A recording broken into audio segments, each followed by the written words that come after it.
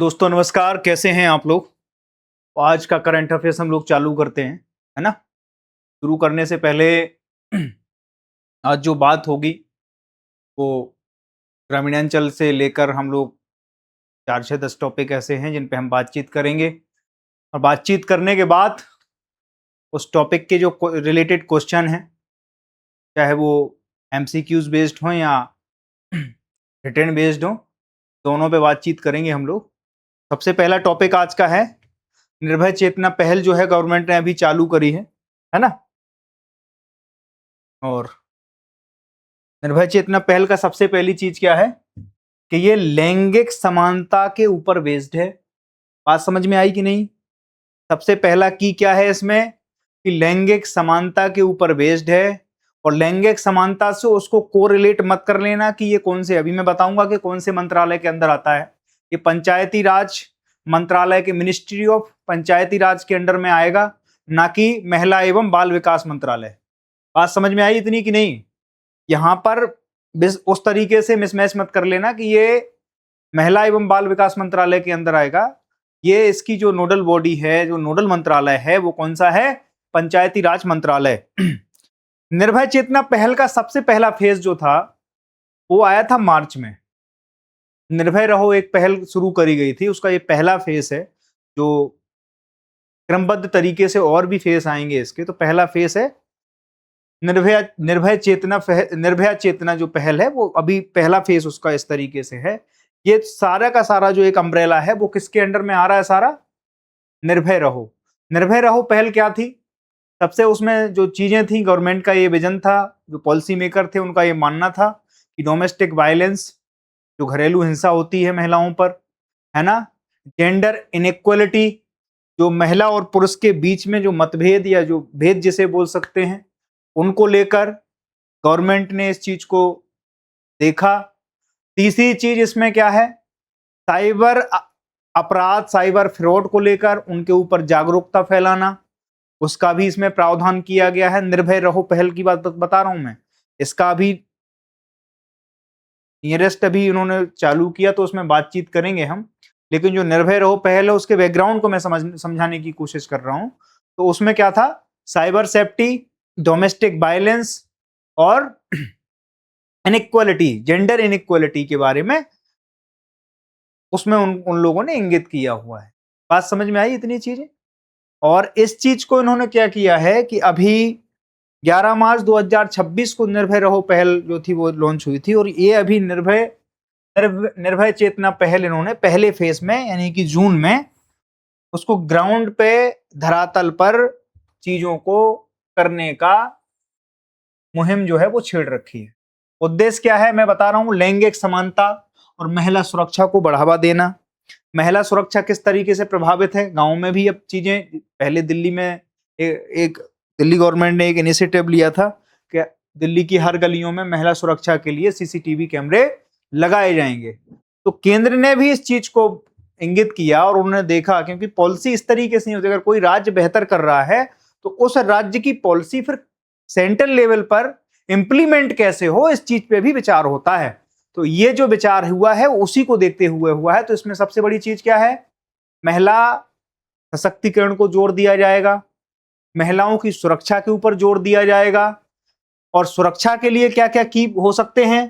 तो इसमें पंचायतों में सीसीटीवी कैमरों की व्यवस्था हो रही है। क्या हो रही है? पंचायतों में सीसीटीवी कैमरों की व्यवस्था हो रही है।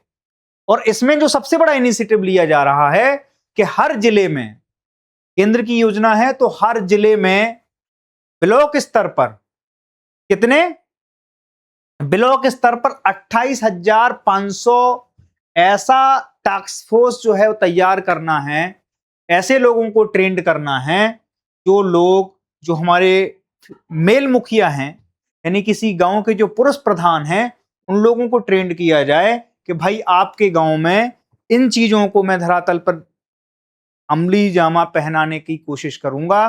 तो इसमें आप लोग इस तरीके से सहयोग करें, महिलाओं की सुरक्षा का ध्यान रखें, गांव में सीसीटीवी कैमरे लगवाएं, डोमेस्टिक वायलेंस ना बढ़े, इस चीज को सुनिश्चित करें, है ना। और सबसे पहले ये किस मंत्रालय के अधीन आता है? तो मैंने बार बार बोल रहा हूं कि पंचायती राज मंत्रालय इसका नोडल मंत्रालय है। और ये जो चीज हो रही है, ये दुनिया का सबसे बड़ा, ये बहुत बड़ा, मैं बता रहा हूं कि ये दुनिया का सबसे बड़ा जेंडर सेंसिटाइजेशन प्रोग्राम है। यानी इसमें जो दुनिया में पॉपुलेशन है भारत, उसका सबसे बड़ा प्रोग्राम इंडिया में लॉन्च कर रहा है। जेंडर सेंसिटाइजेशन जो प्रोग्राम है वो इंडिया में भारत सरकार इस पहल के माध्यम से कि हमारे देश में महिलाओं और पुरुषों के बीच में ज्यादा भेद ना हो, हम इक्वलिटी की ओर बढ़ें, है ना, हमारे यहाँ ज्यादा डोमेस्टिक वायलेंस ना हो, इन चीजों को विशेष रूप से फोकस में लिया जा रहा है। बात समझ में आ गई इतनी? फंडिंग कहां से होगी? ये फंडिंग जो होगी वो निर्भया फंड से होगी। भारत में एक बहुत बड़ा कांड हुआ था, वो बहुत दुखद घटना हुई थी, और महिलाओं की सुरक्षा को लेकर वो घटना एक माइलस्टोन का काम की। इसे बोलते हैं निर्भया रेप कांड के नाम से जानते हैं। इस देश ही नहीं, दुनिया को झकझोर के रख दिया था उस पूरे कांड ने। और उसके बाद बहुत सी चीजें नीतिगत रूप ली गई, जिसमें हमने समाज के तौर पर, एक अच्छे नागरिक के तौर पर, एक अच्छे देश के तौर पर इस चीजों को रखा कि हमारे साथ ये भविष्य में कम से कम चीजें ना हो। उसके लिए हमने एक निर्भया फंड बनाया था। हमने कानून में कई ऐसे बदलाव किए थे। पहले जो रेप के केस होते थे या ज्यादा हीनियस क्राइम जिनको बोलते हैं, वो इस हीनियस क्राइम की श्रेणी में नहीं था। बाद में इसमें एक बदलाव ये आया, संवैधानिक तौर पर भी किया गया, तो इसमें भी बदलाव किया गया। और दूसरी चीज, ये जो फंड है निर्भया फंड, ये इस पूरी चीज को फंड करेगा। गांव-गांव में जितने भी गांव हैं, ब्लॉक स्तर पे, गांव स्तर पे, पूरा का पूरा जो है इसी के फंड के माध्यम से, इस फंड में पैसा डाला जाएगा और इस फंड के माध्यम से फिर गांव-गांव में वितरित किया जाएगा, प्रधानों के खाते में, ग्राम पंचायत की निधि में, वो इस तरीके से हायरार्की से वितरित करके। और एंड ऑफ द गोल जो है वो महिलाओं की सुरक्षा को लेकर है ना। और इसमें कितने लोगों को, जो निर्वाचित प्रधान हैं वो कितने इसमें टारगेटेड हैं? पहले फेज में जो टारगेटेड हैं वो 17.5 यानी 17.5 लाख, 17.5 लाख जो जनप्रतिनिधि हैं, पुरुष जनप्रतिनिधि विशेष रूप से। यहाँ पे किसकी बात कर रहा हूँ? पुरुष। अब आप कहेंगे कि महिलाओं को क्यों नहीं? क्योंकि महिलाओं को तो, जहां महिलाएं हैं, गवर्नमेंट ये मानती है कि वहां पर महिला सुरक्षा को ठीक ठाक तरीके से इंप्लीमेंट किया जा रहा होगा, है ना। लेकिन जहां पुरुष प्रधान है, या हम जिस कहते हैं कि पुरुष प्रधान समाज में हम जी रहे हैं, तो उन पुरुषों को ही इस तरीके से ट्रेंड किया जाए कि वो उन चीजों को, उनकी सेंसिटिविटी को समझ पाए कि ये कितना सेंसिटिव मुद्दा है। तो उस तरीके से वो उनको ट्रेंड करेंगे ताकि वो अपने गांव में, अपने आसपास के क्षेत्र में वो उस तरीके से काम करके और उसको धरातल पर उतारने का काम करेंगे। बात समझ में आई? तो इसके 3 घटक मुख्य रूप से क्या क्या हैं? तो पहला घटक है कि निर्भय चेतना जो है वो पुरुष प्रतिनिधियों को लैंगिक संवेदनशीलता का प्रशिक्षण देना है। इसमें टारगेट क्या रखा गया है? 17.5 लाख से ज्यादा पुरुष प्रतिनिधियों को इसमें टारगेट किया गया है कि इन लोगों को ट्रेंड करना है। दूसरा लक्ष्य क्या है, या दूसरा इसमें घटक क्या है? तो दूसरा घटक यह है कि निर्भय नेत्री, जो निर्वाचित महिला है या जो निर्वाचित महिला प्रतिनिधि है, उसमें उसकी क्षमताओं का निर्माण करना और कानूनी जागरूकता को गांव में फैलाना कि आपके अधिकार क्या हैं। आप लोग जिस तरीके के, एक तो पुरुष को हम समझा देंगे कि भाई साहब जो महिलाएं हैं हमारे घर में, जो तुम डोमेस्टिक वायलेंस करते हो, कि नहीं साहब हम प्रधान पुरुष हैं तो हम इसीलिए महान है कि हम पुरुष हैं, तो हमारा जो है वो जन्मसिद्ध अधिकार हो जाता है आप पर अधिकार करना। ये बात उनको समझाना है कि ये बात जो आपके दिमाग में है, ये दिमाग से बाहर निकालिए। महिलाएं भी हैं तो महिलाएं आपसे बराबरी का हक चाहती हैं और बराबर ही हैं। जब हम कहते हैं कि अर्धांगिनी हैं तो आधा अंग वो भी है। बात समझना, यानी कि वो कहीं से भी कमजोर नहीं है। इस बात को गवर्नमेंट बहुत ज्यादा सिंसियर तरीके से चीजों को देख रही है और उसको अब एक कानून और एक पहल की शक्ल में उसको धरातल पर उतारने का काम। तीसरा घटक क्या है? निर्भय दृष्टि। निर्भय दृष्टि, इसमें क्या, किसको वो बात कर रहे हैं हम? जो दृष्टि के रूप में सीसीटीवी लगाए जाएंगे। सारी पंचायतों में कैमरा लगाने का जो काम कर रहे हैं हम, उस पहल को भी क्या नाम दे रहे हैं हम? निर्भय दृष्टि। यानी कि निर्भय दृष्टि हो गया, निर्भय नेत्री हो गई और निर्भय चेतना हो गई। चेतना में संवेदनशीलता पे विचार करेगी गवर्नमेंट, नेत्री में जागरूकता पे विचार करेगी गवर्नमेंट, और दृष्टि में उनके रख रखाव के लिए एक कैमरा हमेशा निगरानी में रखा जाएगा। You are under the CCTV surveillance, लिखा होता है ना हर जगह।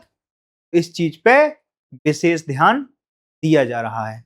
बात इतनी क्लियर हो गई? चलो इतनी बात क्लियर हो गई तो फिर आगे चलते हैं। ठीक है, सशक्त पंचायत, सुरक्षित महिला और समृद्ध समाज का हम निर्माण करेंगे इस पूरी पहल से जो चीजें निकल के आती हैं। नोडल मंत्रालय समझ में आ गया, पंचायती राज मंत्रालय, और इसकी शुरुआत संदर्भ क्या था? 11 मार्च 2026 को निर्भय रहो पहल से इसको बल मिलता है, और उसके जो अगला फेस है वही है निर्भय चेतना पहल। बात ठीक है? अगले टॉपिक पे चलते हैं। अगला टॉपिक जो है वो है जीआई टैग से रिलेटेड। अभी हाल ही में हमारे जो सरिंदा वाद्य यंत्र है त्रिपुरा का, उसको जीआई टैग मिला है ना।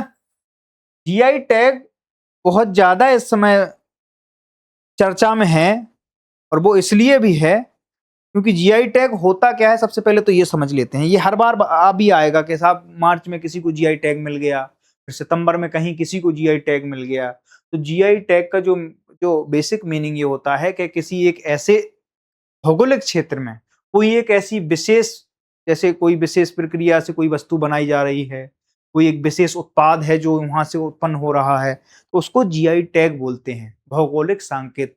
मतलब इस जगह से कोई एक विशेष चीज उभर के आ रही है जिसको क्या बोल देते हैं हम? भौगोलिक संकेत, या उसी को कहते हैं ज्योग्राफिकल इंडेक्स, ज्योग्राफिकल टैग जिसको जीआई टैग बोला जाता है। ठीक है, ज्योग्राफिकल इंडेक्स बोला जाता है। बात समझ में आई कि नहीं आई? उत्पाद की इससे होता क्या है? मान लो किसी चीज को जीआई टैग मिल गया तो फिर उससे क्या होगा? उससे इसको एक वैध संरक्षण मिल जाता है। और ये किस चीज से इंप्लीमेंट होता है?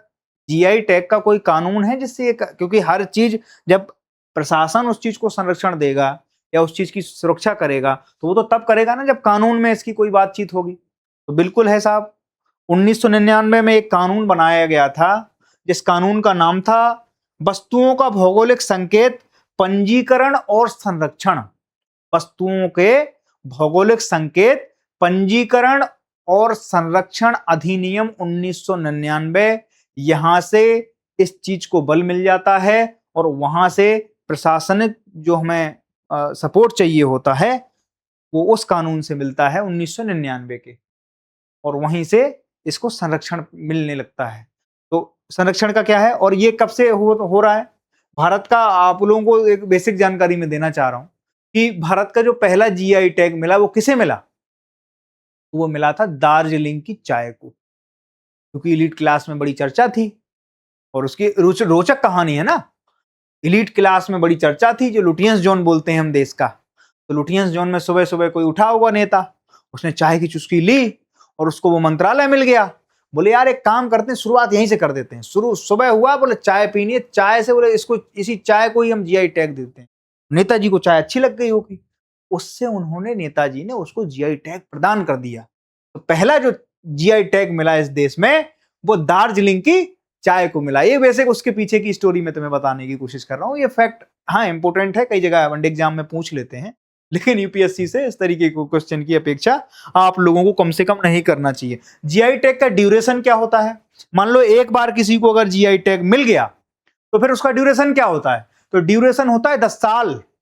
एक बार अगर मान लो कि किसी लखनऊ के, मान लो मलिहाबाद के किसी आम को, जैसे नूरजहां एक आम है एमपी में पाया जाता है, उसको जीआई टैग मिला, मान लो को मिल गया उसको, क्यों साहब? वो आकार में बहुत बड़ा होता है। मतलब कुछ विशेष उसमें विशेषता होनी चाहिए। किसी भी उत्पाद में किसी भौगोलिक जगह से कोई ऐसी चीज निकल रही है, उसमें दुनिया में कुछ यूनिकनेस होनी चाहिए कि वो और कहीं ऐसी होती नहीं है। बात समझ ना? जैसे बिहार में एक हल्दी पाई जाती है, तो वो मानते हैं कि इसको ना ये यूनिक तरीके से वो होती है।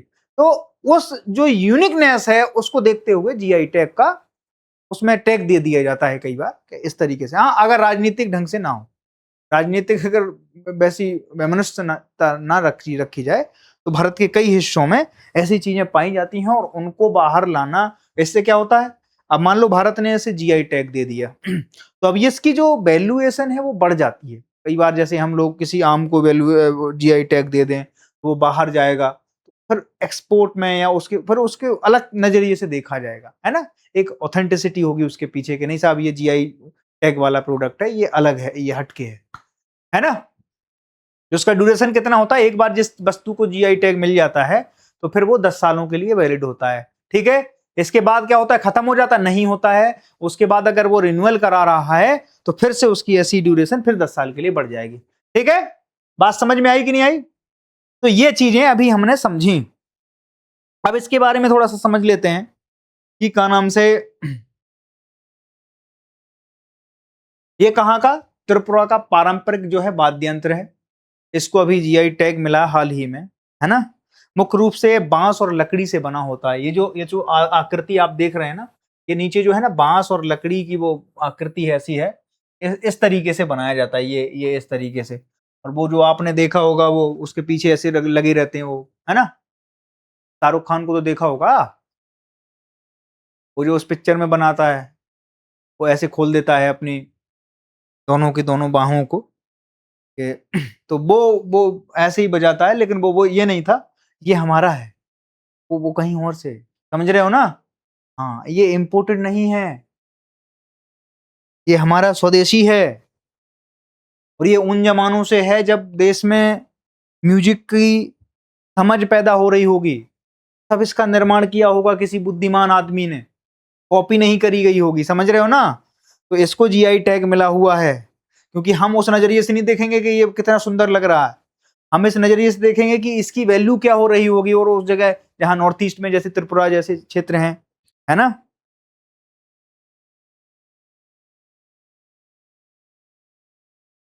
ये इधर इसके खोखला कोई वो बांस का वो ढांचा बनाया होगा, ऊपर से कोई ऐसी लेदर की कोई पट्टी चढ़ा के, फिर जनरली जो उसका साइंस है उस हिसाब से इसको बनाया गया हो।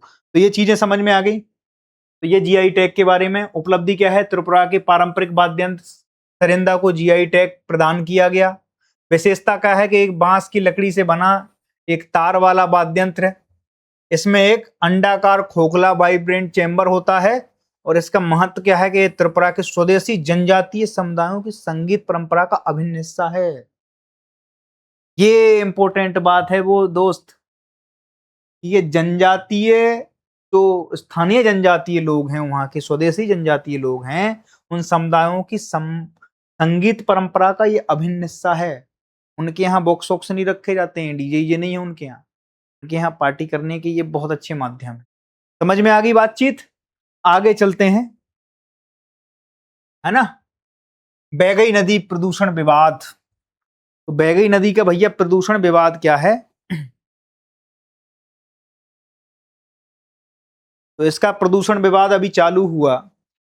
बैगई नदी सबसे पहले तो कहाँ पाई जाती है ना, ये चीजें आपको बहुत जरूरी है। इसकी उत्पत्ति क्या है, उत्पत्ति है कि ये तमिलनाडु के पश्चिमी घाट के बरुसानदु पहाड़ियों की किसी जगह से निकलती है। बात समझ में आ रही है? तो इसकी उत्पत्ति का जो वो है कारण है वो कहाँ से है, सबसे पहले तो जो स्थान है वो कहाँ है, मदुरई तमिलनाडु, है ना। कहाँ है स्थान, मदुरई तमिलनाडु। और इसकी पूरी तरह से भारत के तमिलनाडु राज्य में बहती है, एकलौती नदी नहीं है, वहां और भी नदियां हैं, लेकिन ये पूरी तरह से कहां बहती, एक ही राज्य में बहती है और वो है तमिलनाडु। अब विवाद क्या उत्पन्न हुआ कि इस नदी के किनारे गवर्नमेंट ने एक ऐसा नियम बनाया, एक ऐसी विज्ञप्ति पारित की कि भाई इस नदी के किनारे हम अपना ना कचरा डंप जो है डिपो बना देते। अब कचरा डिपो बनाएंगे तो क्या होगा इसके साथ, आप बताओ। जमुना जी के किनारे हम ऑलरेडी जमुना प्रदूषित में है, और जमुना के किनारे हम जहांगीरपुरी का जो हम कचड़े का डंप है, हमारे दिल्ली में तो बहुत सारे हैं। और दिल्ली में इसलिए भी हैं क्योंकि दिल्ली वाले हर चीज को थोड़ा अच्छे से करते हैं। हम लोगों ने कचरा बहुत फैलाया है ना, कचरा के पहाड़ बना दिए। सोचो आप किस स्तर से हमने संसाधनों का दोहन करके कितनी मेहनत करी होगी, हमारी 2-3 पीढ़ियां लगी होंगी साहब इस चीज में कि हमने कचरों का पहाड़ बना दिया है। और सरकारें आई गई, आती रहेंगी जाती रहेंगी, लेकिन कचरे का पहाड़ वहीं के वहीं बना दिया। ये हमारी व्यक्तिगत उपलब्धि है दिल्ली वालों की, दिल्ली वालों की ये व्यक्तिगत उपलब्धि है कि हमने कचरे का पहाड़ अपने सामने बना के खड़ा कर दिया है। और कोई मजाल है कि कोई सरकार कितनी भी, केवल बजट बनते हैं हमारे यहाँ। काम देखिए आप, कभी जाइए कभी गुजरिए, है ना। तो इसका सबसे पहले खबरों में हाल ही में क्या था कि स्थानीय निवासी और पर्यावरण विदों ने, जो एनवायरमेंटलिस्ट होते हैं, उन लोगों ने इसका विरोध किया। और जो वहाँ के स्थानीय निवासी थे उन्होंने भी इसका विरोध किया कि कुछ हिस्सों में शहर के इस नदी के किनारे शहरी कचरे को डंप करने का एक सुझाव दिया गया या उसको बना रहे हैं, है ना। प्रशासन का ऐसा मानना है कि यहाँ डंप कर दीजिए। अब उससे नुकसान क्या होगा? नुकसान होगा कि ये भारत में ये नदी जो है पेरियार बांध से निकलती है। इसका उद्गम स्रोत क्या है, जलापूर्ति कहाँ से करती है? ये पेरियार बांध है। यहाँ से कोई एक सुरंग गई है जिससे ये जलापूर्ति अपनी पूरी करता है, अपनी जलापूर्ति यहाँ से लेता है और आगे चलता है। और इसकी सबसे बड़ी, अब जैसे आप समझना ये है कि इसके पास में कौन कौन से शहर है। ध्यान रखना इस नदी का महत्व क्यों बढ़ जाता है, क्योंकि इसके पास में एक मदुरई शहर है, जिसे मंदिरों का शहर बोला जाता है, वो इसी नदी के किनारे। एक मंदिर का नाम आपने सुना होगा, मीनाक्षी टेम्पल, वो इसी नदी के किनारे पर है ना। और इस नदी की महत्वता इसलिए भी बढ़ जाती है क्योंकि आप ये देखिए कि हम नदियों को स्वच्छ करने की बजाय हम उन्हें और ज्यादा गर्त में ढकेल रहे हैं। हमें यूरोप से सीखना चाहिए। ये बात नहीं सीखते हम यूरोप से, हमें सीखते हैं कि पर कैपिटा इनकम कितनी है, वहां की लाइफ स्टाइल क्या है, वहां के लोग खाते क्या हैं, वहां के लोग करते क्या हैं। वहां के लोग ये भी करते हैं, स्वच्छता का विशेष ध्यान रखते हैं। वो लोग सूखा कचरा सूखे डस्टबिन में जाएगा, गीला कचरा गीले डस्टबिन में जाएगा। बात समझ रहे हो? इतनी अवेयरनेस है उनमें, शिक्षा के प्रति बहुत अवेयर हैं। और ये चीज मैं बार बार कहता हूं कि अगर किसी व्यक्ति से आपको सीखना है, उन्होंने ऐसी ऐसी नदियों को चलायमान कर दिया है व्यक्तियों की कि आप ये मानो कि जो इस स्थिति में थी कि बहुत ज्यादा पॉल्यूटेड रिवर बोलते थे उनको दुनिया के, उन्होंने काम किया। और ये सरकारों के स्तर पे ही काम नहीं होगा। अब सरकार ऐसे ऐसे अगर निर्णय देने लगे तो फिर मैं मानता हूं कि फिर सरकार अगर अपनी नदियों को साफ करने की बजाय गंदा करने के लिए अगर वो नियम धर्म बनाने लगे, कानून पास करने लगे, तो फिर दिक्कत है। बात समझ में आ रहा है कि नहीं? तो इसका जो जलापूर्ति का स्रोत क्या है, पेरियार बांध से ये जलापूर्ति लेती है ना। सहायक नदियां आ सकती हैं। क्वेश्चन इस तरीके से बनेगा, मान लो ये इसका विरोध कर रहे हैं तो ये थोड़ा टॉपिक क्या हो गया, लाइमलाइट में आ गया। तो बैगई नदी से क्वेश्चन नहीं पूछा जाएगा। यूपीएससी का जो पैटर्न है वो इस तरीके से पूछेंगे कि इसकी सहायक नदियों के बारे में बताइए साहब। तो सहायक नदियों को आपको थोड़ा रिसर्च करना है, नहीं तो मैं बता देता हूं आपको। सुरुली इसकी सहायक नदी है, और दूसरी कौन है, मुल्लियार, बराहा, मंजल और मरुधनाधी इसकी सहायक नदियां हैं। तो इसके बारे में आपको पूछा जा सकता है। रिवर सिस्टम थोड़ा सा महत्वपूर्ण मानता हूं मैं, और रिवर सिस्टम में फिर वो इस तरीके से नहीं, आप कई तरह से इंटरकनेक्टेड चीजें पूछ लेता है ना। तो इसका सांस्कृतिक और ऐतिहासिक महत्व क्या है कि साहब ये मदुरई शहर इसी नदी के किनारे पर है। और मदुरई शहर अगर इस नदी के किनारे पर है तो मदुरई शहर को क्या बोलते हैं, मंदिरों का शहर। और दूसरी चीज, मीनाक्षी टेम्पल जो बहुत फेमस है, वर्ल्ड फेमस टेम्पल है, वो भी इसी नदी के किनारे पर है। और जब उसके साथ कुछ ऐसी छेड़खानी होती है, वो जो न्यूज है वो हमारे लिए एग्जाम के प्रोस्पेक्टिव से क्या हो जाती है,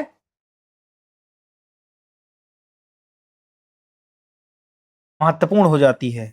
अब ये क्वेश्चन थोड़ा सा आप 500 वर्ड में लिखेंगे कि नदियों को स्वच्छ रखना हमारी जिम्मेदारी। स्वच्छ नदी स्वस्थ जीवन की आधारशिला होती है। स्वच्छ नदी स्वच्छ जीवन की आधारशिला होती है। स्वच्छ नदी स्वस्थ जीवन की आधारशिला होती है। ये 500 शब्दों में आपको इसका आंसर लिखना है। बात समझ में आई? अभी क्वेश्चन आंसर और भी लेंगे हम, लेकिन ये लिखते रहना है, आपको बराबर लिखते रहना है ना। हमारा चौथा टॉपिक जो है वो जैव विविधता पेपर 3 से है। अभी कोई एक नई डिस्कवरी हुई है, इसके बारे में हम थोड़ा सा चर्चा कर लेते हैं। नई प्रजाति अभी मिली है, कहां पे मिली है? तो ये मिली है केरल में। केरल में हमारा जो वो है अरब सागर कोल्लम के तट के पास में ये स्पीसीज देखी गई है। ये स्पीसीज कौन सी है? तो इसको कहते हैं Arabian slender cat shark. Arabian slender cat shark बोलते हैं हम इसको। ये प्रजाति गहरे जल में रहती है। कहां रहती है? अरेबियन सागर में गहरे जल की प्रजाति है, जो अभी हाल ही में देखी गई है। और इससे क्या है? इससे कई चीजों का वो होता है कि ये पहले ये मान रहे थे कि विलुप्ति की कगार पर है, लेकिन हाल ही में जब इसको देखा गया तो थोड़ा सा ये लगता है कि थोड़ा ठीक चल रहा है, क्योंकि कई जो जानवर हैं अगर वो विलुप्ति की कगार पर हैं तो इसका मतलब ये माना जाता है कि कुछ ना कुछ ठीक नहीं चल रहा है ना। तो अभी जो सिलेंडर कैट शार्क जिसको है ना, वो यह सिलेंडर कैट शार्क के परिवार से बिलोंग करती है।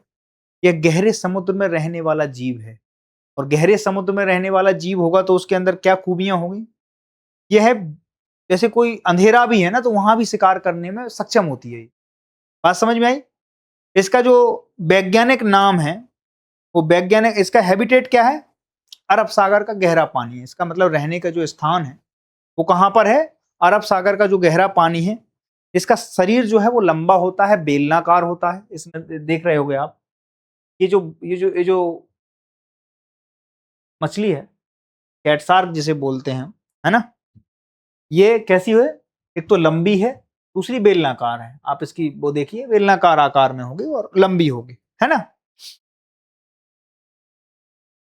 ये गहरे पानी में रहने और कम उसमें विजिबिलिटी में, यानी कि कम रोशनी में शिकार करने में इसको महारत हासिल है। बात समझ में आई? तो ये हमारे लिए इसलिए भी क्योंकि ये जैव विविधता से रिलेटेड है। वैज्ञानिक नाम जो है इसका है वो एप्रिस्टस द्रोना, है ना। एप्रिस्टस द्रोना इसका वैज्ञानिक नाम है। ये आपके पीटी से रिलेटेड कुछ चीजें हो जाती हैं, है ना। तो ये चीजें आपको एक पिक्चर से ही आपको पूरा समझ में आ रहा होगा कि ये है। अब देख रहे हैं इधर इधर जो चीजें हैं वो कौन सा सागर है? वो हो जाता है आपका, अब भौगोलिक स्थिति समझो आप, जो इधर से गुजरात से नीचे जाते हैं तो वो कौन सा अरब सागर माना जाता है। तो अरब सागर के गहरे पानी में ये मछलियां या ये जो शार्क हैं, कैट शार्क, ये रहा करती हैं। ठीक है, तो ये अभी देखी गई, तो ये हमारे लिए महत्वपूर्ण टॉपिक हो जाता है। अब आ जाते हैं 5वीं चीज पे।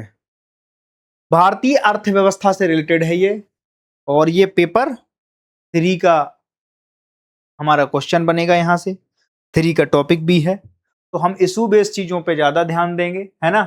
प्रधानमंत्री जीवन योजना, अब ध्यान रखना, जीवन, प्रधानमंत्री जीवन योजना। अब वो जीवन ज्योति से मत से कोरिलेट कर लेना, वो एक इंश्योरेंस से रिलेटेड चीजें हैं। PMSBY, PMJJBY, है ना, तो वो अलग चीजें हो जाएंगी। ये जो जीवन है वो किस तरीके से है, अब आपने इसमें मैं चित्र में दिखाने की कोशिश कर रहा हूं। इसमें किसी ऐसी चीज की बात होगी जिसमें कुछ चीजें किसानों से रिलेटेड होंगी, और जीवन का यहां जो मतलब है वो क्या है? जे से है जैव, आई से क्या है? ईंधन, बी से क्या है? वातावरण अनुकूल, और फसल अधिशेष निवारण। पूरी चीज समझ में आई आपको? जीवन का पूरा नाम जो है वो उससे आपको पता लग जाएगा, उस नाम से ही पता लग जाएगा। अब मोदी जी की दिक्कत ये है कि उन्हें कोई नाम लेके पहुंच जाए तो वो कहते हैं हाँ, अब आप कहते हैं कि नाम में क्या रखा, मोदी जी कहते हैं इसी में रखा है, अपन को नाम ही रखना है, हर चीज का हमें खाली नाम रखना है। आप देखो नाम में कितनी चीजों, वो जब जाते हैं, जैसे यूपी के चुनाव में गए थे पिछली बार, तो उन्होंने कहा योगी और मोदी बहुत हैं उपयोगी, है ना। यूपी उप कर दिया यूपी, और उपयोगी कर दिया उन्होंने। तो वो इस तरीके से अपने आप को थोड़ा, वो मतलब बहुत ज्यादा क्यूरियोसिटी है उन्हें कि नाम कुछ ऐसा होना चाहिए कि भाई वो होना चाहिए, समझ रहे हो। जैसे उनने startup India, stand up India, है ना, लगे रहो इंडिया, बैठ जाओ इंडिया, खड़े हो जाओ इंडिया। तो इस तरीके से उन्हें बहुत ज्यादा क्यूरियोसिटी रहती है कि कोई नाम कोई बेहतरीन हो जाए, बस काम कोई हो उसके पीछे वो मैटर नहीं करता, उसके पीछे नाम जो है वो बहुत मैटर करता है। अब देखो आप इसमें किस तरीके से उन्होंने नाम रखा है कि जैव ईंधन, वातावरण अनुकूल, फसल अवशेष निवारण। अब इससे आपको क्लियर हो रहा होगा कि एक तो जैव ईंधन के बारे में बात होगी, बात समझ रहे हो, एक कौन सी पीढ़ी है, इस सेकेंड जनरेशन का प्लांट अभी कहां लगाया गया है, तो लगाया गया है अमरोहा के, एक वो धनौरा पड़ता है वहां पर जगह जो है, वहां पर लगाया गया। वहां क्यों लगाया गया है, क्योंकि वहां पर बहुत सारा गन्ना, शुगर कैन की खेती होती है वेस्ट यूपी में और उस जगह पे, तो वहां से शुगर कैन का वेस्ट बहुत निकलता है, तो उस जगह पे इसलिए इसको स्टेबल किया गया है ताकि वहां से जो वेस्ट निकले उसको रिसाइकिल करके हम उससे क्या बना सकें, इथेनॉल बना सकें। बात समझ में आई कि नहीं आई? इसको रिसाइकलिंग करके वहां से क्या निकालने की कोशिश हो रही है, इथेनॉल निकालने की कोशिश हो रही है। और केवल गन्ने से इथेनॉल नहीं निकाला जाएगा, जो भी वेस्ट होगा, जैसे आपके कचरा होगा, आपका धान की पराली होगी, उन सब चीजों को इसमें संग्रहित करके और उन सब चीजों से प्रोसेसिंग करके उसके द्वारा क्या निकाला जाएगा, इथेनॉल निकाला जाएगा। और इथेनॉल निकाल के 2G इथेनॉल बोलते हैं, सेकेंड जनरेशन का इथेनॉल निकाला जाएगा, है ना। जैव इथेनॉल परियोजनाओं की वित्तीय सहायता BGF प्रदान करना इस पूरे उसका योजना का उद्देश्य है। बात समझना। इसको फंडिंग कहां से मिल रही है साहब, तो फंडिंग कहां से मिली, तो फंडिंग मिल रही है, इसका जो नोडल मंत्रालय है वो नोडल मंत्रालय है पेट्रोलियम एवं प्राकृतिक गैस मंत्रालय। कौन संभाल रहा है इसको, कौन संभाल रहा है, बेसिक जानकारी होना चाहिए आपको।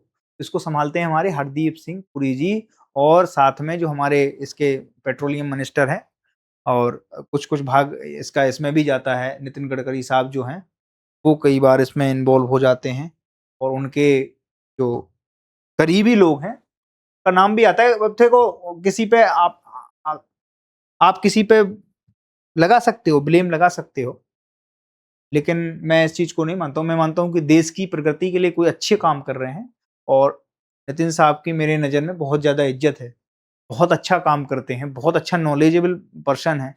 और देश की तरक्की में मैं मानता हूँ कि जब से वो आए हैं बहुत रैपिडली, आप देखो हाईवेज का निर्माण हो रहा है, बहुत सारी सड़कों का निर्माण हो रहा है, भारत का इंफ्रास्ट्रक्चर, ये मान लो कि इस समय ना बुलेट ट्रेन में बैठा हुआ है, और बहुत रैपिडली काम कर रहे हैं हम। देश दुनिया के जो इंफ्रास्ट्रक्चर से हम मीट कर रहे हैं ना, जिन बेंचमार्कों से, वो हम उनसे मीट ही नहीं कर रहे हैं, उनसे कई बार हम आगे निकल जा रहे हैं। बात समझना। तो इस तरीके से हमें किसी भी चीज की बुराई देखनी चाहिए, लेकिन कोई अगर अच्छा काम कर रहा है तो हमें उसको अप्रिसिएट भी बनता है, ठीक है।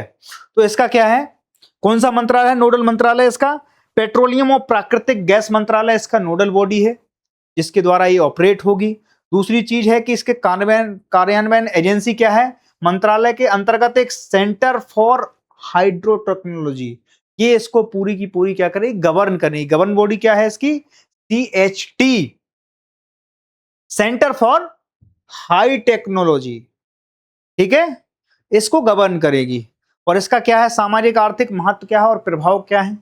इसमें इथेनॉल मिश्रित पेट्रोल EBP कार्यक्रम से भारत के कच्चे तेल के आयात पर जो निर्भरता है वो कम करना है। अभी आपने देखा एक इवेंट हुआ है अभी स्टेट ऑफ हार्मूज में, चाहे ईरान और अमेरिका में, बार बार बात कर रहा हूं आपसे, और क्यों बात कर रहा हूं कि वो इवेंट इतना बड़ा है कि हमें हमारे देश की नीतियों में उस इवेंट को देखते हुए चेंजेस लाने पड़ रहे हैं। हम क्या कह रहे हैं कि कच्चे तेल पर, जो आयातित कच्चा तेल है उस पर निर्भरता, क्रूड ऑयल पर हमारी निर्भरता कम हो, उसके लिए हम क्या कर रहे हैं, EBP पर निर्भरता बढ़ा रहे हैं। इस कार्यक्रम को हम कंडक्ट कर रहे हैं, उसके लिए फंडिंग जा रही है। और फंडिंग कौन दे रहा है, तो पेट्रोलियम और गैस मंत्रालय के अंतर्गत जो हमारा CHT होता है, यानी कि हमारा सेंटर फॉर हाई टेक्नोलॉजी एक डिपार्टमेंट, वो इसको फंडिंग प्रोवाइड करा रहा है। और उससे हम क्या करने की कोशिश कर रहे हैं, हम विदेश से आने वाले क्रूड ऑयल, कच्चे तेल पर, आयातित कच्चे तेल पर अपनी निर्भरता कम करने वाले हैं। बात समझ में आ रही इतनी चीज। दूसरी चीज क्या है, पराली हुई, गन्ने का वेस्ट हुआ। अब इससे क्या होता था, वातावरण में प्रदूषण भी फैलता था, बहुत सारा हमारी चीजें वेस्ट हो जाती थी। तो वेस्ट को बेस्ट में बदलने की जो प्रक्रिया है, इससे उसको बल मिल जाता है। क्योंकि इससे क्या होगा, इससे हम किसी भी वेस्ट को ही तो उठा रहे हैं, चाहे वो मक्के की पराली हो, गन्ने की पराली हो, चाहे आपकी धान की पराली हो। जो बेस्ट चीजें रह जा रही हैं उसको हम कहाँ डाल दे रहे हैं, सड़ने गलने के लिए डाल दे रहे हैं। उसको प्रोसेसिंग करके उससे क्या निकाल ले रहे हैं, हम इथेनॉल निकाल ले रहे हैं। बात समझ में आ गई। दो चीजें हो गई, और इससे एक चीज और भी सद रही है। एक तो किसान अपने गन्ने से गन्ने का रस निकाल के अपनी चीजें पूरी कर रहा है, अब उसका वेस्ट बच रहा है तो उसको बेचकर वो क्या कर रहा है, पैसा अलग से अर्न कर रहा है। इससे जो भारत सरकार का जो लक्ष्य है कि किसानों की आय को दोगुना करना है, उस चीज को भी बल मिल जाता है। बात समझ में आई। तो एक तीर से दो शिकार हो रहे हैं। एक तो हमें वातावरण में पॉल्यूशन नहीं फैल रहा है, मतलब हमारी बिन बिन सिचुएशन चल रही है इस मामले में, है ना। तो आपको तरीके से इस तरीके से समझना है। आपको दुनिया कुछ भी कहे कि साहब ये नहीं चल रहा है, वो नहीं चल रहा, उसको समझाओ। आप लोग अवेयर पर्सन हो। दुनिया में हर कोई थोड़ी यहाँ क्लास ले रहा है 2 घंटे 4 घंटे 10 घंटे अपने बर्बाद कर रहा है कि साहब हमें ज्ञान लेना है। तो जो लोग ज्ञान ले रहे हैं उनकी नैतिकता, उनकी जिम्मेदारी ज्यादा बढ़ जाती है। बात समझ में आई कि नहीं आई। तीसरी चीज क्या हो रही है कि फसल अवशेषों को स्वच्छ ईंधन में बदलने से पर्यावरण संरक्षण और जलवायु लक्ष्यों को प्राप्त करने की दिशा में एक बड़ा कदम है। हमने कल बताया था कि भारत जीरो एमिशन का लक्ष्य कितना रखा है, 2070 तक का हमारा कार्बन जीरो एमिशन का लक्ष्य है। तो जब हम यहाँ पे कार्बन उत्सर्जन को कम करेंगे, यहाँ पर जो पराली जला के हम कार्बन उत्सर्जन करते हैं, जिसमें आप देखते हो दिल्ली में पंजाब के किसान, दिल्ली के किसान, वेस्ट यूपी के किसान जब पराली जलाते हैं दिसंबर के महीने में, दिवाली के बाद से ही, तो आप देखो कि दिल्ली जो है वो गैस का चैम्बर बन जाती है। लाइव एग्जाम्पल है, मैं रहता हूं, मैं बता सकता हूं आपको कि दिल्ली जो है गैसों का चैम्बर बन जाता है, सांस लेना मुहाल हो जाता है। और जब आप सांस नहीं ले पाएंगे तो आप बताइए कि आप क्या करेंगे। तो इस वाली योजना से हमारे दिल्ली गवर्नमेंट के जो फॉर्मर चीफ मिनिस्टर हैं आदरणीय केजरीवाल जी, उन्होंने भी इसके लिए काम किया था। वो कोई कैप्सूल वगैरह लाए थे, उसके बारे में भी आप डिटेल में कभी, मैं अगर मौका मिला तो मैं आपको बताऊंगा तो उस टेक्नोलॉजी में क्या था और इस टेक्नोलॉजी में क्या है ना। तो हमें हमारे पर्यावरण संरक्षण के लिए भी इसमें काम हो रहा है, उससे हमारे पर्यावरण संरक्षण को भी बल मिलता है। बात समझ में आ गई। ये सारी चीजें हैं। अब इसके बाद पराली से प्रगति, सेकेंड जनरेशन इथेनॉल से आत्मनिर्भर भारत की ऊर्जा क्रांति, इस पूरे के पूरे टॉपिक पर आपको 500 शब्द लिखने हैं। मैंने एक छोटा सा टॉपिक बनाया है, आपको इसके ऊपर क्या लिखना है, 500 शब्द लिखने हैं। बात समझ में आई कि नहीं आई। अब आइए अगले टॉपिक पर आ जाते हैं अपन लोग। और अगला टॉपिक जो है वो हमारी राज्य व्यवस्था और न्यायपालिका से रिलेटेड है। किस चीज से रिलेटेड है, राज्य व्यवस्था और हमारी न्यायपालिका।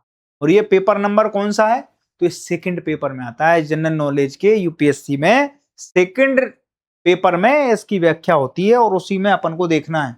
और मैं आपको बता दूं कि केवल सेकंड पेपर में नहीं देखना है, आपको जहां लगता है कि इसका यूज हो सकता है। हमारे पास रॉ मटेरियल, मैं क्या कर रहा हूं, रोज आपको एक रॉ मटेरियल दे रहा हूं। आपको जब क्वेश्चन आप फ्रेमिंग करते हैं, आपको ये देखना है कि ये वाला क्वेश्चन कहां पुटअप हो सकता है, वहां अपन को डाल देना है बिना किसी सोच संकोच के। बात समझ में आई। इससे क्या होगा, आपका ये पता लग जाएगा कि आप कितने डीप नॉलेजर हैं, आप कितने इंटेलेक्चुअल आदमी हैं। यूपीएससी ये चेक करती है, टेस्ट करती है कि मिनिमम इनपुट में मैक्सिमम आउटपुट कौन दे रहा है हमारे लिए। हमें तो वही आदमी चाहिए। बात समझ में आई कि नहीं आई। तो इसमें एक चीज अभी हुई है कि हमारे जो सॉलिसिटर जनरल हैं एसजीआई साहब और एएसजी साहब, दोनों लोगों को फिर से एक्सटेंड कर दिया है। एक्सटेंड मतलब समझ रहे हो, उनकी नौकरी में और वृद्धि कर दी गई है। और और ये कौन सी कितनी बार हो रहा है? ये तीसरी बार हुआ है, इसलिए इम्पोर्टेंट है ये अभी बहुत चर्चाओं में रही चीजें। कोई भी काम हो जाता है, अब आपसे इसके वो पूछ लेंगे कि भाई सॉलिसिटर जनरल का काम क्या है, आपको बताना है कि हमारे जो सॉलिसिटर जनरल हैं वो कानूनी सहायता प्रदान करते हैं। किसको? गवर्नमेंट को। किसको प्रदान करते हैं? भारत सरकार को कानूनी सहायता प्रदान करते हैं। और ये क्या है? हमारे यहाँ के अभी सॉलिसिटर जनरल कौन है इस समय राइट नाउ? वो है कौन है? तुषार मेहता साहब। तुषार मेहता साहब ही जाते हैं ना जब कोई जैसे कोई घटना हो गई, अभी SIR का मुद्दा था, तो एक तरफ आपने देखा होगा कपिल सिब्बल साहब खड़े हुए थे, ममता बनर्जी उस समय खड़ी हुई थी, दूसरी तरफ आप देखो ये चीजें अवेयरनेस की हैं कि कौन जा रहा है, क्या चीजें टीवी देखने से या टेलीविजन पे जब हम जाते हैं या सोशल मीडिया पे हम जाते हैं तो इन चीजों पे ध्यान दिया जाता है कि भाई सामने कौन खड़ा है। अगर तुषार मेहता साहब डिफेंड कर रहे हैं गवर्नमेंट को तो क्यों कर रहे हैं? क्या गवर्नमेंट फीस पे वो पे कर रही? नहीं, वो उनका काम है उस चीज का, क्योंकि वो कौन है? वो है सॉलिसिटर जनरल ऑफ इंडिया। तो अभी इनको क्या हुआ? एक्सटेंड कर दिया गया। कितनी बार? तीसरी बार इनको एक्सटेंड किया गया। और ये क्या है? ये संवैधानिक पद नहीं है, ध्यान रखना है इसको। संवैधानिक पद नहीं है ये क्या है? एक वैधानिक पद है या कार्यकारी पद है या स्टैट्यूटरी एग्जीक्यूटिव पद जिसको बोलते हैं पोजीशन, वो है। जबकि अटॉर्नी जनरल का जो पद होता है, ध्यान रखना दोनों में अंतर है। अटॉर्नी जनरल जो है वो एक संवैधानिक पद है और उसकी कहां व्याख्या होती है? तो आर्टिकल 76 में उसकी संवैधानिक विवेचना है कि उसके काम क्या है, किस तरीके से क्या नियुक्ति का जो है। तो ये क्या है? ये संवैधानिक पद नहीं है, बल्कि क्या है? ये एक वैधानिक पद है। एक दिन मुझे मौका मिला तो मैं आपको बताऊंगा वैधानिक, संवैधानिक, है ना, सांविधिक, विधिक, इन सब के बारे में अंतर भी बताऊंगा और कैसे चीजें, इनकी प्रक्रियाएं क्या हैं उसके बारे में मैं आपके सामने एक बढ़िया सा वीडियो लेके आऊंगा, है ना। आमतौर पर इसका कार्यकाल जो है वो 3 साल के लिए होता है, लेकिन अगर गवर्नमेंट को मान लो आप भागे, आप बहुत अच्छे लगे, तो वो फिर आपको दामाद बना के रखती है। नहीं साहब, आप बहुत अच्छे से डिफेंड कर ले रहे हैं। गवर्नमेंट को क्या चाहिए? उसके कान तक कोई चीज ना आए, आप सॉर्ट आउट कर लो। कोई देश में कोई दिक्कत आ रही है, आप उसको सॉर्ट आउट करके दिखा दो, गवर्नमेंट कहेगी ये आदमी सबसे बेस्ट है। समझ रहे हो ना? हम तक कोई दिक्कत पैदा नहीं हो रही है तो आप सबसे उनके चहेते हैं, तो फिर वो क्या करते हैं? आपको एक्सटेंड कर देते हैं, है ना। जैसे कई बार कोई DGP होता है, कोई मुख्यमंत्री का खास हो जाता है, तो उसको क्या कहते हैं? तो फिर एक्सटेंड कर देते हैं, उसका कार्यकाल बढ़ा दिया जाता है। साहब 1 साल बढ़ा दिया, 1.5 साल बढ़ा दिया, 2 साल बढ़ा दिया। बात समझ रहे हो? कई IAS ऐसे हैं गुजरात काडर से मोदी जी के साथ, जिनका कार्यकाल बढ़ाया गया, जिनको फिर वापस लाया गया। कई लोग तो रिटायर्ड हो गए थे, उनको फिर से सरकार में लाया गया। साहब आप ये देखिए, क्योंकि आप जब इतने एक्सपीरियंस होल्डर होते हैं, किसी आदमी के, किसी नेता के ट्रस्टेड होते हैं आप, तो फिर आपको छोड़ा नहीं जाता है, आपको रखा जाता है ना। बात समझ में आ गई? इनका कार्यकाल मुख्यतः कितना होता है? 3 साल तक होता है, लेकिन उसको बढ़ाया भी जा सकता है ना।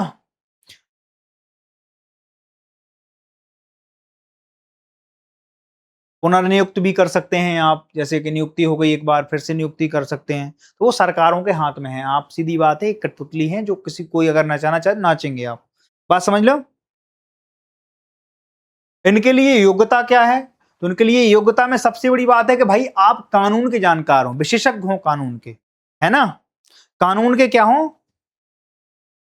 आप विशेषज्ञ हो, या तो सुप्रीम कोर्ट में या हाई कोर्ट में आपने बहुत सारा टाइम बिताया हो, बहुत लंबा अनुभव हो आपके पास, तब आपको इस पद के लिए एलिजिबिलिटी मिलती है कि आप फिर आप एलिजिबल हैं, आप इस पद पे बने रह सकते हैं। बात समझ रहे हो कि नहीं? और इनकी मुख्य कार्य क्या है जो मैंने बताया, आपसे पूछा था कि आप बताओ, तो आपको सबसे पहले इनके कामों के बारे में जरूर पूछना है, क्योंकि इसमें कई बार क्या होता है, ऐसे क्वेश्चन बन जाते हैं। अटॉर्नी जनरल की आपको एक वो दे देंगे, टैगलाइन दे देंगे कि उनके कार्य हैं, इनके कार्य हैं। अब आपको उसमें चूज करना है कि भाई एक सही है, 2 सही है, 2 या 3 दोनों सही हैं। तो आपको इनकी जो अंतर है ना, उन पे विशेष ध्यान देना है कि जितने भी ये, जैसे मान लो कि संवैधानिक पद हैं या वैधानिक पद हैं, उनके बीच में अंतर पे विशेष ध्यान देना है कि इनके बीच में अंतर क्या है। तब तो आप वहां पे, क्योंकि क्वेश्चन में जब आप बैठते हैं पेपर में, तो आपको ये देखना होगा कि एग्जाम में हमें कुछ याद नहीं रहता, हमें लगता सब एक जैसे हैं, ये भी इसी के काम है, ये भी इसी के काम है।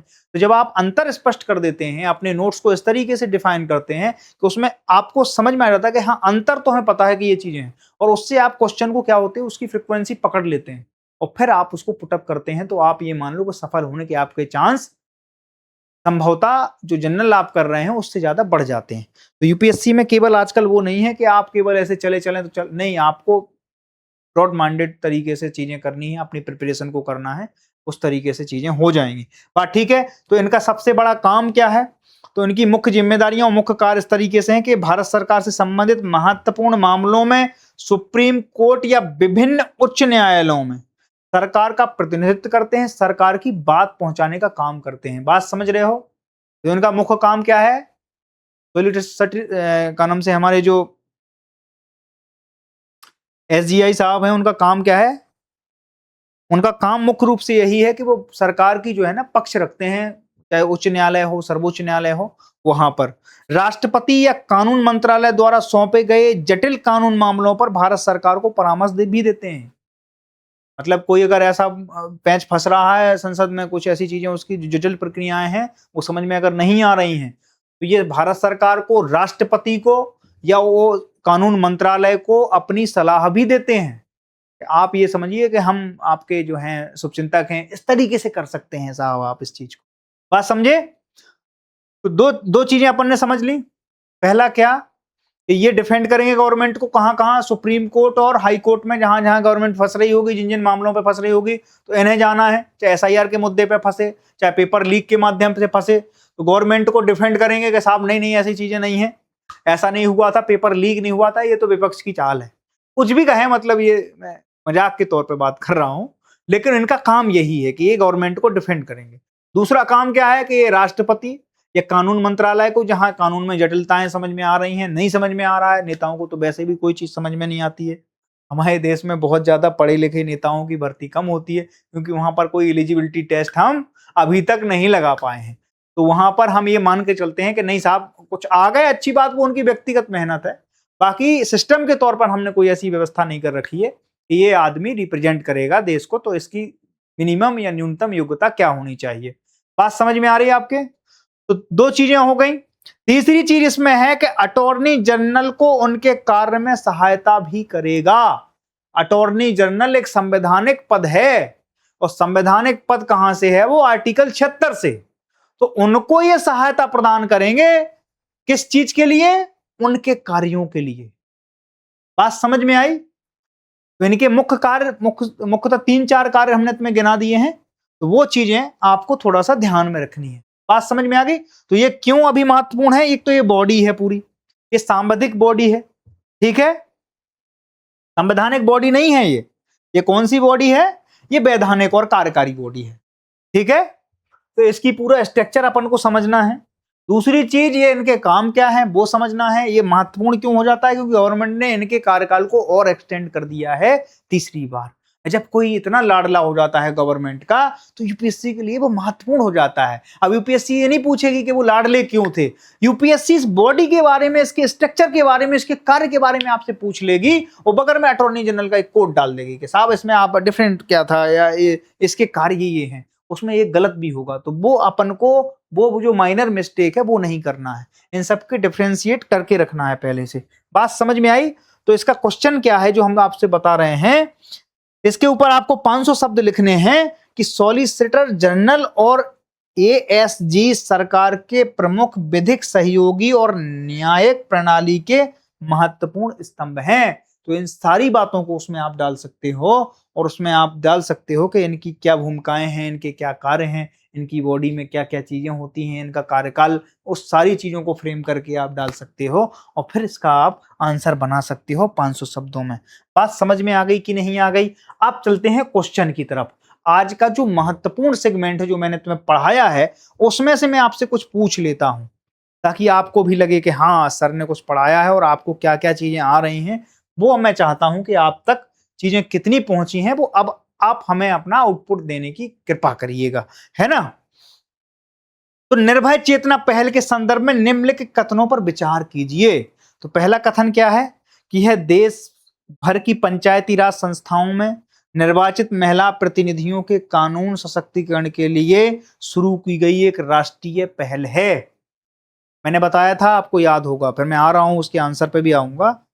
इस पहल का क्रियान्वयन केंद्रीय महिला एवं बाल विकास मंत्रालय द्वारा किया जा रहा है। मैंने पहले ही बता दिया था और ये मैंने 5 बार बता दिया था। अगर आप इसमें गलती कर रहे हैं तो फिर भाई हमारी क्लास में बैठने का आपको हक नहीं है। बात समझ में आई कि नहीं आई?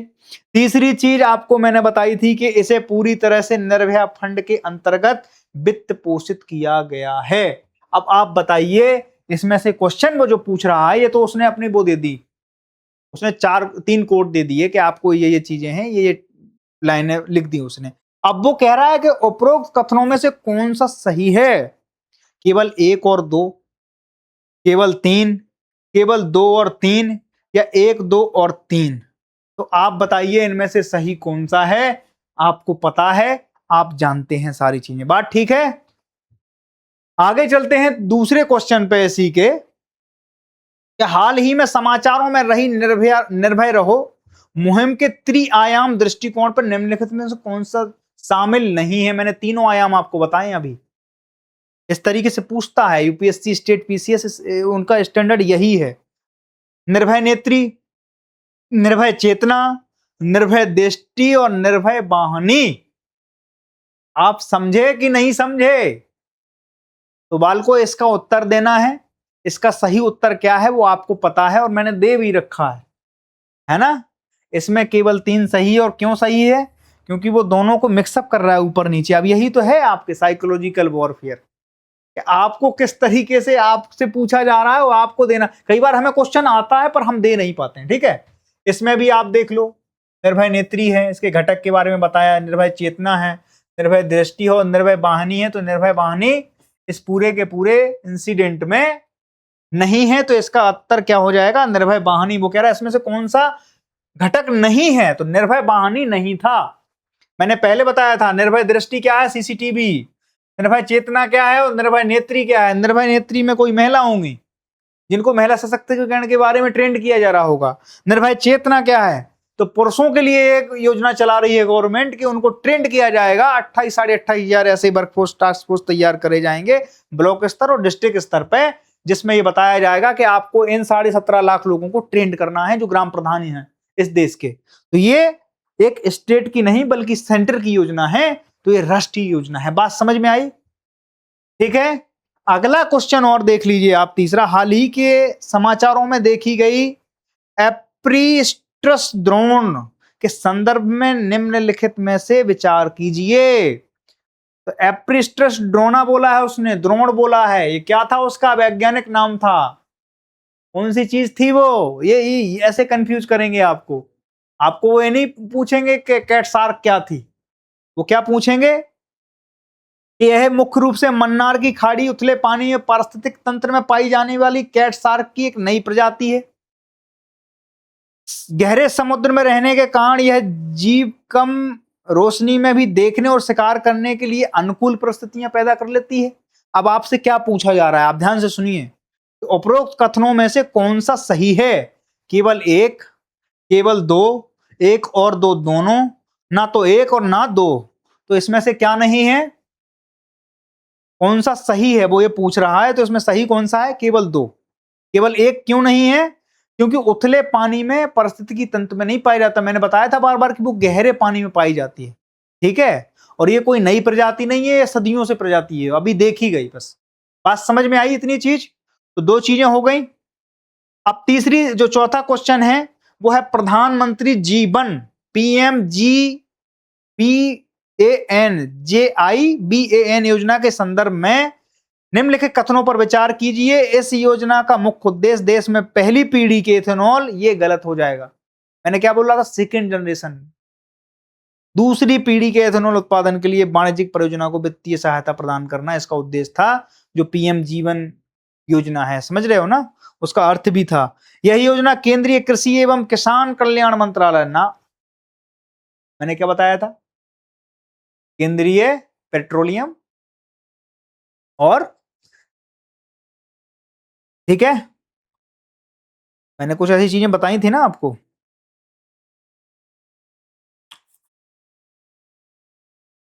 पेट्रोलियम और प्राकृतिक गैस मंत्रालय के अंतर्गत आती है ये चीज, ठीक है। तो वो चीजें आपको ध्यान देनी है, हर चीज पे वो आपको घुमाने की कोशिश करेगा। इसके तहत जैव इथेनॉल परियोजनाओं को वायबिलिटी गैप फंडिंग बीजीएफ के रूप में वित्तीय सहायता दी जाती है। अब इसमें ये पूछ रहा है केवल 1 2 सही है, केवल 3 सही है, केवल 2 और 3 सही है, केवल 1 2 3 सही है। तो इसमें से कौन सा उत्तर सही था? केवल 3 सही था, बाकी 2 हमने आपको पहले ही बता दी कि वो गलत क्यों है। बात ठीक है। भारत के सॉलिसिटर जनरल के संदर्भ में निम्नलिखित कथनों पर विचार कीजिए। सॉलिसिटर जनरल पद का पद भारत में संविधान के अनुच्छेद 76 के, नहीं, अटॉर्नी जनरल का पद आता है। बात समझ में आई?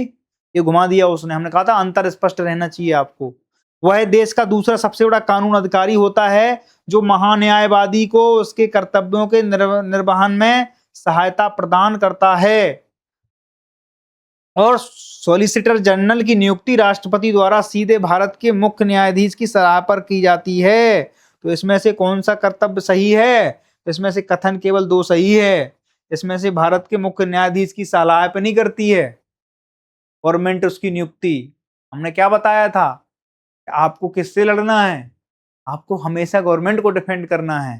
तो गवर्नमेंट को डिफेंड करना है। अब मान लो सुप्रीम कोर्ट का जज कोई एंटी गवर्नमेंट है, तो उसकी नियुक्ति पे तो फिर पूरा उन्हीं के वकील हो गए, तो पूरी सरकार गिर सकती है। तो इसकी नियुक्ति सुप्रीम कोर्ट के जज के अनुशंसा के आधार पर नहीं की जाती है। समझ में आई इस? तो ये सारी चीजें थी, आज के क्वेश्चन थे, और मैंने आपको लिखने वाले क्वेश्चन पहले ही रिपीट कर दिए थे। तो आप लोग आज की क्लास से संतुष्ट रहे होंगे, आशा करता हूं। तो आगे कल फिर क्लास होगी।